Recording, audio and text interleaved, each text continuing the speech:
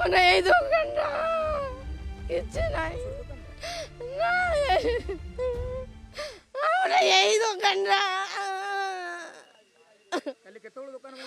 ଆମେ ବା ଗାଁକୁ ଯାଇଥିଲୁ ଫୋନ କଲେ ଏଇ ରାତିରେ ଆସିନୁ ଏଇ ଗାଁରୁ ଆଉଛୁ ଆମେ ବା ଗାଁରେ ଯାଇଥିଲୁ ଫୋନ କଲେ